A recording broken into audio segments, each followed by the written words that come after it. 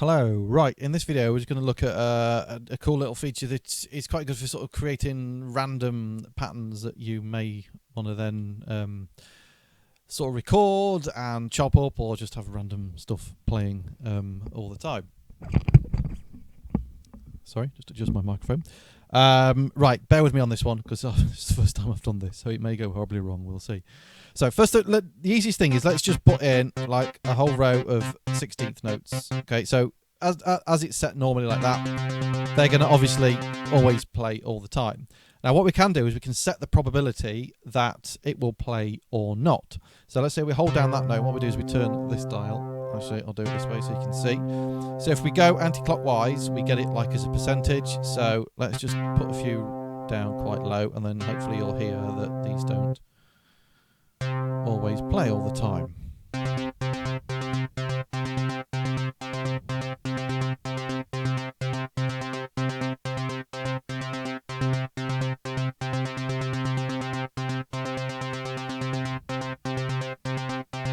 Okay, so it's going to be depending on the percentages.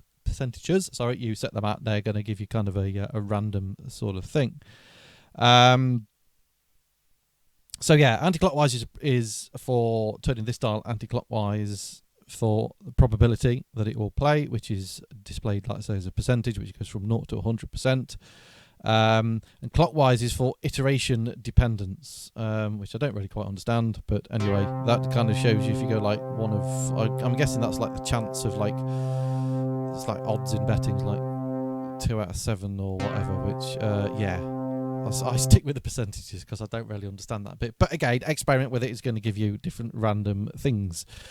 Right, there is kind of like a sort of special function if we've got two notes playing together.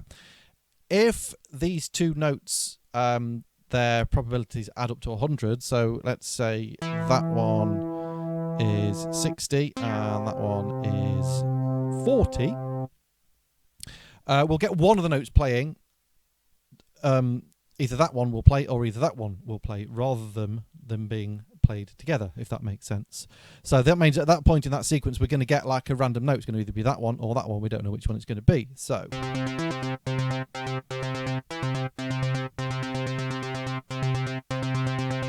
okay, so we're getting that one twice, and we got that one again. Yeah, so okay, so hopefully you can see. Again, if you want to create some randomness, that's quite useful. There's another special function as well. If we kind of create a chord, so if we have that created there of the chord, and they have the same probability number, so let's set them all to 50. Okay, like that. What will happen is they will either always play together or they won't play at all.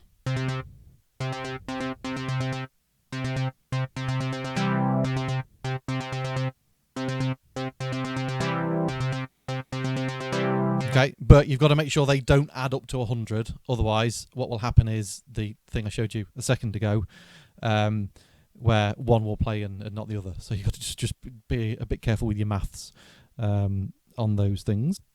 And you can also set up note triggering. You kind of can set it to depend on an earlier note in the sequence being triggered. So let's say we've set, I don't know, this note at 70.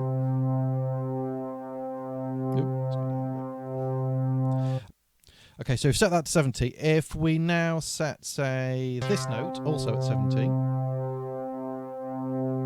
Okay, what you'll see, hopefully you can see there is a dot next to it, or after it. That means sort of that note will only get triggered if the previous 70% note was triggered. Okay, so if that one doesn't play, then that one won't play. But if that one does play, then that one will play. So again, hopefully that makes sense. It's all kind of a bit random, but it's if you're stuck for a bit of creativity, this is quite cool. A way of just kind of unlocking a bit of creativity and getting a bit of randomness, which is always good. And actually, you can take this a step further. There is an additional option, which obviously, if we're looking at like 70. The difference between 70 and 100% is 30. So if we set a note to 30, okay, you'll see there. You also get another option to have the one with a dot after it. So what happens in this case is this note will only play if the previous 70% note was not triggered. Okay, so if that one doesn't play, that one will play on the 30, and so on. Yeah, it's a little bit whoa out there, but hopefully it kind of makes some sense, and you can get a bit of randomness in some of your sequences with that. So yeah, hopefully I've not confused you too much. Have a mess about with that because it is quite a cool little feature. So thanks for watching. Usual things, please like, subscribe, share the videos around. Questions and comments as usual in the box below, and please check out my music if you like acid, electronic-y, ambient-y kind of stuff. Thanks for watching. I'll see you in the next one.